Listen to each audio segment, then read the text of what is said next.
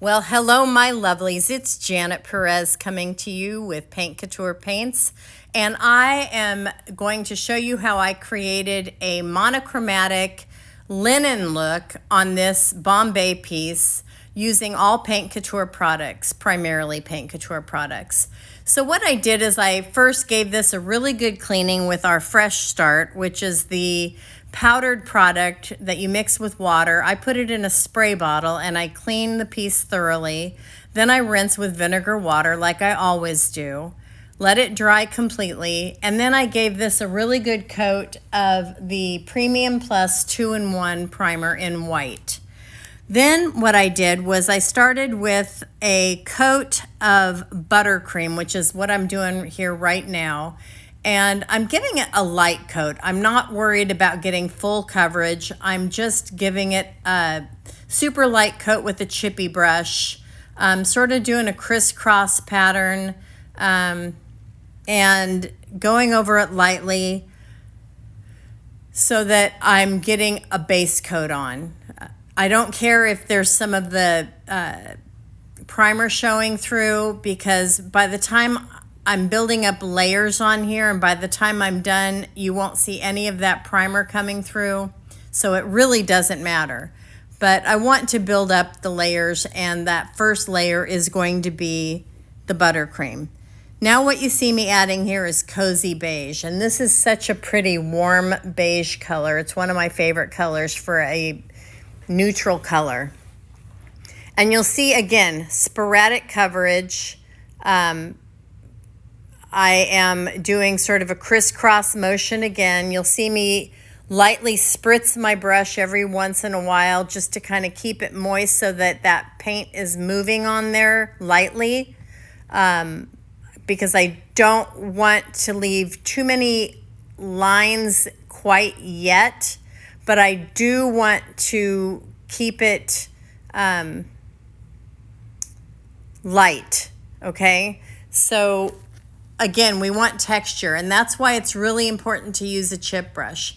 Now I'm adding back in a little bit of the first color and just kind of going over it, because again, we're building the layers.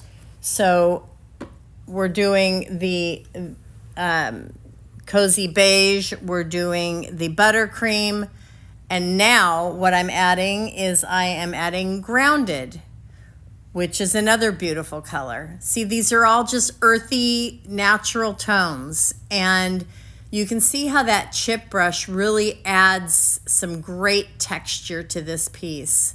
And that's what you want, because you want that.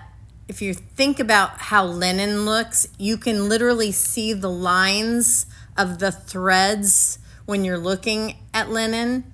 And that's what you want to get here. So by using a chip brush, that natural boar bristle brush, you're going to get those brush strokes, and that's exactly what you want. Normally you don't want brush strokes, but in this instance you definitely do.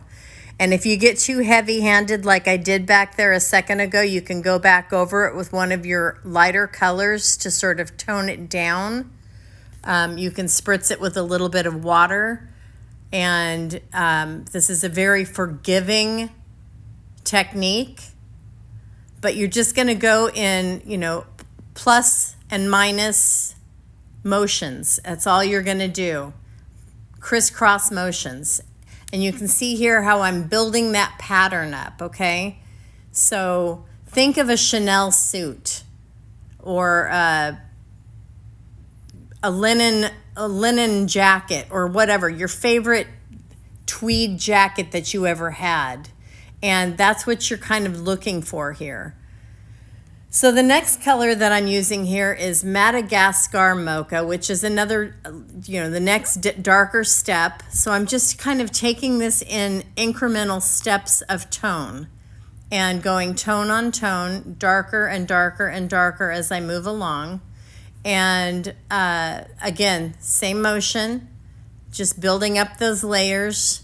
And I'm doing a bit less color, the darker color that I go, because you just want it to sort of add shadows and highlights.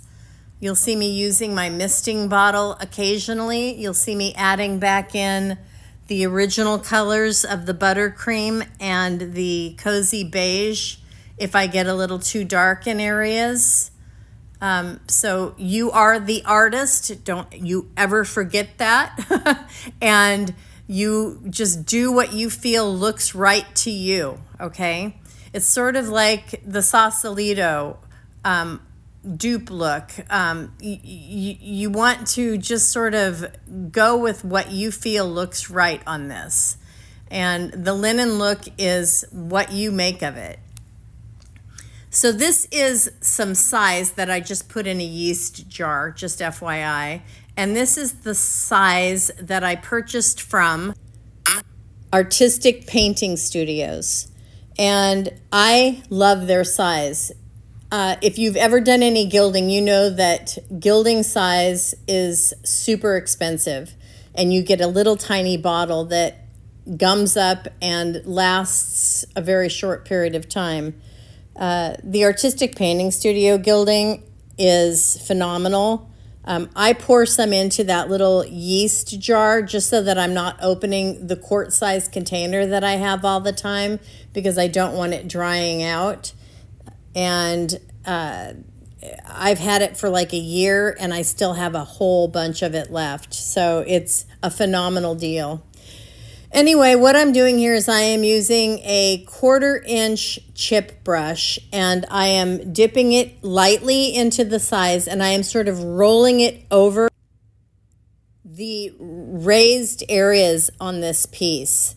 And because I don't want heavy gilding or heavy gold foiling on this piece, I just want it to be very subtle because I feel that with the colors I'm using and the linen technique that I'm utilizing on this piece, it's going to look sort of old worldish, and having a real heavy gilded look on this would be overkill.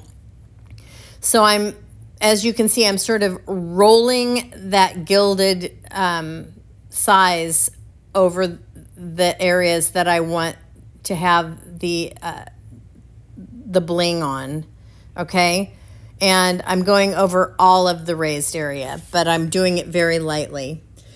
So once that size dries completely, and you'll know that it's dry completely when it's clear and it comes to tack, okay? I grab the antique mirror foil that I got from Artistic Painting Studios, and I cut it into strips because it comes in a roll. And I lay it on top of the areas that have the size, and I rub it on with my hands as you see me doing here. And then I take a stiff bristle brush. I purchased some of these that are nylon stiff bristle and some that are metal stiff bristle. They're brass bristle. I like to use the nylon bristle. I think the brass bristle is a little too abrasive for the foil and the adhesive. Plus, I don't want 100% adhesion here because I'm going to do a second step on this in just a minute. But you can see with the technique I used for the size, I'm only getting the foil to adhere to the very tips of the raised areas here and very lightly onto that sort of that rope design, however you want to call it, that's coming down the sides there. And that's exactly what I want. And there's still going to be some tackiness on there. If I wanted to completely eliminate that tackiness, I would make certain that the foil that I'm laying down on there was completely eliminating all of that tacky and that it was adhering completely. But that's not what I want because I'm going to go back over all of this with some gilding because I want sort of a two-tone look on here. I know I'm weird. So after I get done with all of this, and you'll see me finish it up in just a minute, but you can see I burnish it with that stiff bristle brush and it kind of gets it on there nicely. And it just adds just the right amount of blink for my liking. Now what I also did was I added some adhesive size to the front of this piece, and I didn't show you that part. But I just grabbed some gold leaf, and that's what I have in my hand right here. And now I'm going back over. I didn't add any more size. Like I said, I wasn't making sure that all of that size was completely covered with the foil, okay? So this gold leaf is going to stick to all of the little areas that weren't covered by the foil, which is what I wanted. Now, the size that I put on the front of this piece, what I did was I used the same crisscross pattern for the size on the front that I did when I was painting it. So I just have some very small, very slight and light random areas that have that size on it. And I'm putting some gold leaf on that just so I have a few very subtle gold areas on the front of this piece to sort of add extra embellishment, which I like, and I think it looks really pretty. It's very subtle.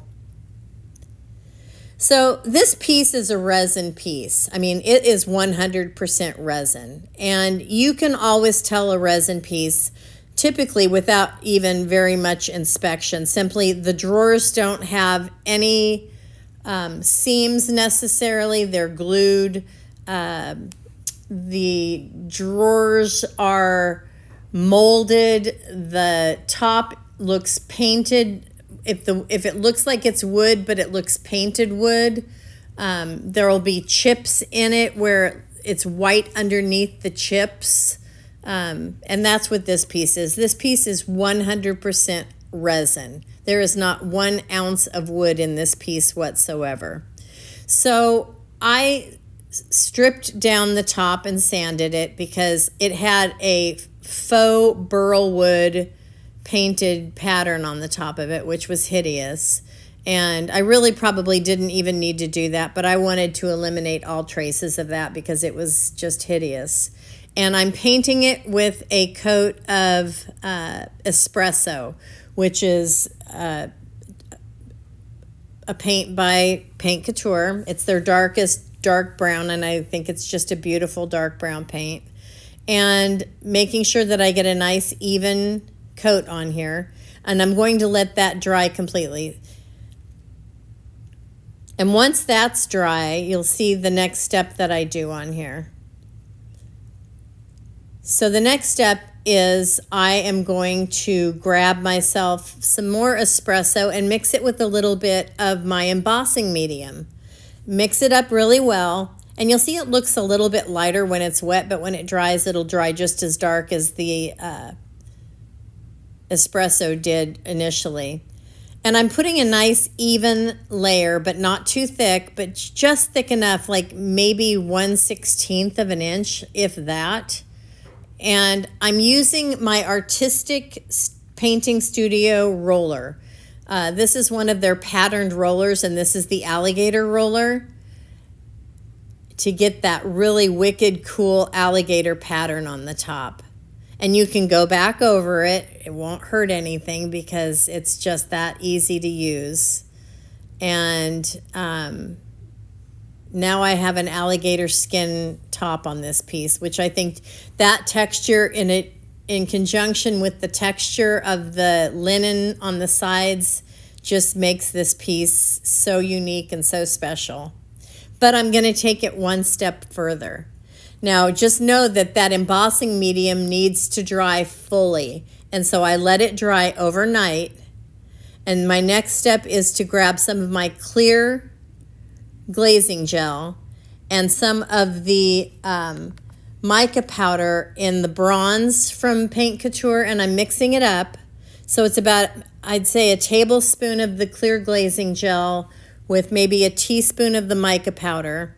And you can see I'm just mixing it up on a yogurt lid because I save all my yogurt containers for mixing paint and storing paint in goop. And I usually use the lids for mixing things like this.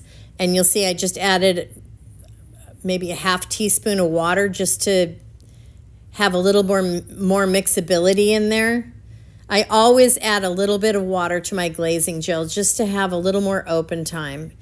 And I'm just spreading it on the top of this piece completely. I want it to have a little more pizzazz. As you know, the front of this piece and with the gold leaf and the gold foil, it just needed a little something extra on that alligator pattern to tie it all in and tie it all together and give it that extra little oomph. So this mica powder, I don't know if you ever have used mica powder. If you have, raise your hand. Mica powder is a fabulous tool to have in your arsenal. It adds a little bit of extra sheen. You can mix it in with your paint. You can mix it in with your glazing gel. You can mix it in with your top coat. You can do so many things with mica powder.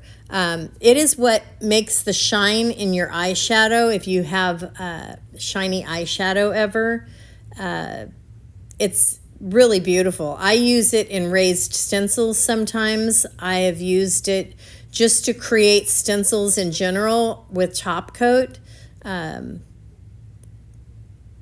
But you can see here I'm wiping it back because I really just want it down in the recesses.